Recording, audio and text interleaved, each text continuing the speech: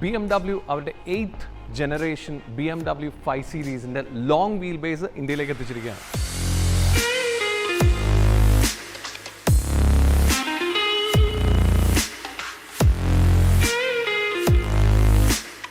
G60 എന്ന പുതിയ 5 series കാണുന്നതിന് മുമ്പ് 5 സീരീസ് ഗ്ലോബലി വന്ന വഴി നമുക്ക് നോക്കാം. 1972 ഗ്ലോബലി ആദ്യത്തെ 5 സീരീസ് വരുന്നത്. E12 എന്നായിരുന്നു ആ മോഡലിൻ്റെ പേര്.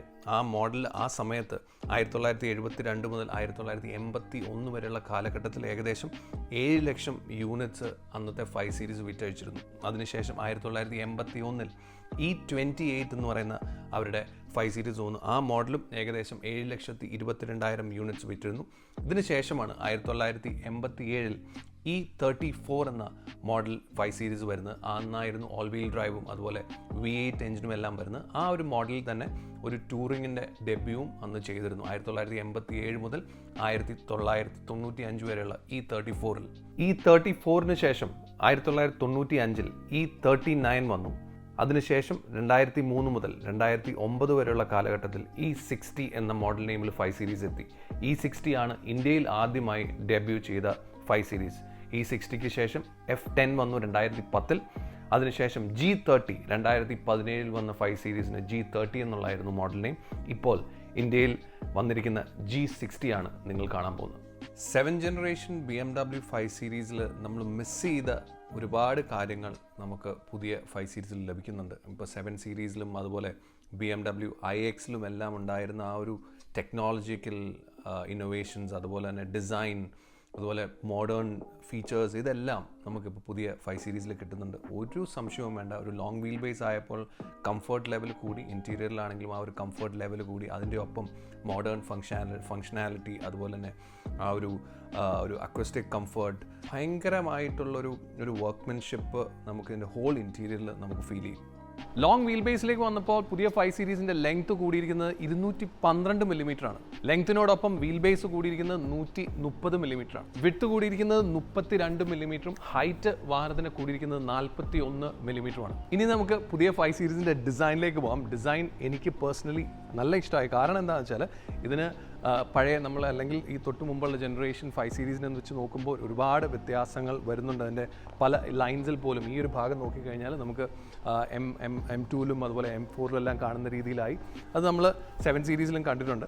അതുപോലെ തന്നെ ഇതിൻ്റെ ഗ്രില്ലാണ് ഏറ്റവും ഇമ്പോർട്ടൻ്റ് ആയിട്ട് വന്നത്. ഗ്രില്ല് ഞാൻ പ്രതീക്ഷിച്ചത് ലെങ്തിയർ അല്ലെങ്കിൽ ഫുൾ ലെങ്ത്തിലുള്ള ഗ്രില്ല് വരുന്നതാണ്. അതിന് പകരം നോർമൽ രീതിയിലുള്ള ഗ്രില്ല് വന്നു. അതിനകത്തൊരു ബ്രോൺസ് ടച്ച് കൊടുത്തിട്ടുണ്ട്. ഇത് ഇലൂമിനേറ്റഡ് ആണ്. ഇപ്പോൾ രാത്രിയൊക്കെ നല്ല ഭംഗിയായിട്ടിരിക്കും. അതാണ് ഇതിൻ്റെ ഗ്രില്ല്.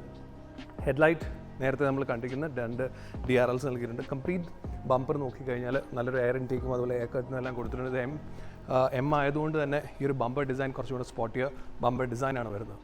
സൈഡ് പ്രൊഫൈൽ നോക്കിക്കഴിഞ്ഞാൽ നമുക്ക് 18-inch വീൽസാണ് വരുന്നത്. ഇൻ്റർനാഷണൽ മാർക്കറ്റിൽ 19 to 21 inches വരെയുള്ള സൈസിലുള്ള വീൽസ് കിട്ടുന്നുണ്ടെങ്കിൽ പോലും നമുക്ക് ഇന്ത്യയിലേക്ക് ആ ഒരു കംഫർട്ടിന് വേണ്ടിയിട്ട് 18-inch വീൽസാണ് വരുന്നത്. എമ്മിൻ്റെ ഒരു ബാഡ്ജിങ് കൊടുത്തിട്ടുണ്ട്.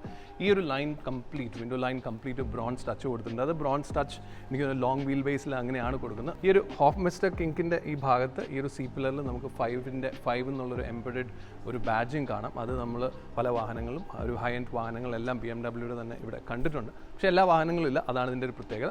പിന്നെ വരുന്നത് ഇതിൻ്റെ ബാക്കിലേക്കാണ്. റിയർ നോക്കിക്കഴിഞ്ഞാൽ കംപ്ലീറ്റ് സ്വെഫ്റ്റ് ബാക്ക് ഡിസൈനുള്ള ടെയിൽ ലാമ്പ് ബമ്പർ ഡിസൈൻ. ഞാൻ അഗൈൻ പറയുന്ന പോലെ ഒരു എമ്മിലേക്ക് വന്നപ്പോൾ ബമ്പർ ഡിസൈൻ ഭയങ്കര സ്പോട്ടിയറായി. ഒരു ഡിഫ്യൂസർ, പക്ഷേ ഇതിൻ്റെ എക്സോസ്റ്റ് നമുക്ക് കാണാൻ പറ്റില്ല. അത് കംപ്ലീറ്റ് ഹിഡൻ ആയിട്ടാണ് വെച്ചിരിക്കുന്നത്. 530 Li ലോങ് വീൽ ബേസിൻ്റെ LIയുടെ ബാഡ്ജിങ്ങും ഇവിടെ നൽകിയിട്ടുണ്ട്. ബൂട്ട് നോക്കിക്കഴിഞ്ഞാൽ സിംഗിൾ പ്രസ്സാണ്. ഇലക്ട്രിക്കലി അഡ്ജസ്റ്റ് ചെയ്യാൻ അല്ലെങ്കിൽ ഇലക്ട്രിക്കലി ഓപ്പറേറ്റ് ചെയ്യാൻ പറ്റുന്ന ബൂട്ടാണ്. ബൂട്ട് ലിഡാണ് വന്നിരിക്കുന്നത്. അതുപോലെ ക്ലോസ് ചെയ്യണമെങ്കിലും നമുക്ക് ഒരു ബട്ടൺ പ്രസ് ചെയ്ത് കഴിഞ്ഞാൽ അത് ക്ലോസ് ചെയ്യാൻ പറ്റും. ഇൻറ്റീരിയർ നേരത്തെ 5 സീരീസ് അല്ലെങ്കിൽ 7th ജനറേഷൻ 5 സീരീസ് ആയിട്ട് നോക്കുമ്പോൾ കംപ്ലീറ്റ്ലി ഡിഫറെൻ്റ് ആണ്. ഇപ്പോൾ ഇതിനകത്ത് കംപ്ലീറ്റ് വീഗൻ ലെതറാണ്, പ്രോപ്പർ വീഗൻ ലെതർ തന്നെ വന്നിരിക്കുന്നത്. അതുപോലെ തന്നെ ഈ ഒരു ലൈൻ, ഈ ഒരു ലൈറ്റ് ഇലൂമിനേഷൻ കണ്ടിന്യൂ ചെയ്ത് കംപ്ലീറ്റ് ഡോറിലേക്ക് വന്നിട്ടുണ്ട്. 5 സീരീസ് ഇന്ന് വരെ കാണാത്ത ഒരു കർവ്ഡ് ഡിസ്പ്ലേ ആണ് ഇപ്പോൾ വരുന്ന. ഒരു ഡ്രൈവർ സെൻട്രിക് കർവ് ഡിസ്പ്ലേ, ഒരു 12.3 inch ഇൻഫർമേഷൻ ഡിസ്പ്ലേയും അതുപോലെ തന്നെ 14.9 inch സ്ക്രീനും കൂടി ഒരുമിച്ച് കമ്പൈൻ ചെയ്തിട്ടൊരു സിംഗിൾ സ്ക്രീൻ കർവ്ഡ് സ്ക്രീനാണ് വരുന്നത്. അതിനകത്ത് നമ്മുടെ iDriveൻ്റെ എക്സ്പീരിയൻസും എല്ലാം നമുക്ക് ഇതിനകത്ത് കിട്ടും. സോ അതൊരു വലിയൊരു പുതിയൊരു അഡീഷനായിട്ട് 5 സീരീസിൽ ലഭിക്കുന്നുണ്ട്. സെൻറ്റർ കൺസോൾ നോക്കിക്കഴിഞ്ഞാൽ കംപ്ലീറ്റ് റീഡിസൈനിങ് ആണ് നടന്നിരിക്കുന്നത്. iDrive കൺട്രോളർ, അതുപോലെ തന്നെ gear selector, switch, start stop button, mode selection button, volume control, അങ്ങനെയുള്ള കാര്യങ്ങളെല്ലാം ഭംഗിയായിട്ട് അറേഞ്ച് ചെയ്തിട്ടുണ്ട്. അത് മാത്രമല്ല ഈ ഒരു iDrive കൺട്രോളും അതുപോലെ തന്നെ ഗിയർ സെലക്ടർ സ്വിച്ചും എല്ലാം ഒരു ക്രിസ്റ്റൽ ടൈപ്പുമാണ് വന്നിരിക്കുന്നത്. അതൊരു പ്രീമിയം ടച്ച് കൊടുക്കാനായിട്ട് പുതിയ 5 സീരീസിന് സാധിച്ചിട്ടുണ്ട്. ഇപ്പം എയർവെൻസ് എല്ലാം നമുക്ക് കഴിഞ്ഞ ജനറേഷനിൽ എയർവെൻസ് നമുക്ക് കാണാൻ പറ്റുമായിരുന്നു. ഇപ്പോൾ എയർവെൻസ് കംപ്ലീറ്റ് ഹിഡൻ ആക്കി, ആംബിയൻ ലൈറ്റിംഗ്, ലെതർ, കംപ്ലീറ്റ് ലെതറാണ്. ഡാഷ്ബോർഡിലും സീറ്റിലും ഡോർ പാഡിലും എല്ലാം ആ ഒരു വീഗൻ ലെതർ യൂസ് ചെയ്തിട്ടുണ്ട്. ഇതൊന്നും കൂടാതെ beautiful sunroof, back seat comfort, ഇതെല്ലാം ഉണ്ട്.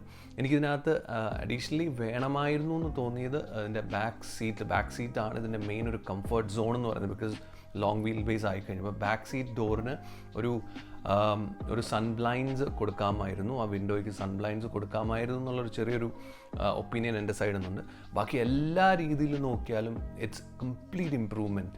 5 സീരീസ് പഴയ 7 ജനറേഷനും 8 ജനറേഷനായിട്ട് നോക്കി കഴിഞ്ഞാൽ ഇംപ്രൂവ്മെൻറ്റ്, ആ ഒരു ക്വാളിറ്റിയുടെ ഇംപ്രൂവ്മെൻറ്റ്, മോഡേൺ ഫീച്ചേഴ്സ്, ഇതെല്ലാം ഇംപ്രൂവ്മെൻറ്റ് മാത്രമാണ് കാണാനുള്ളത്.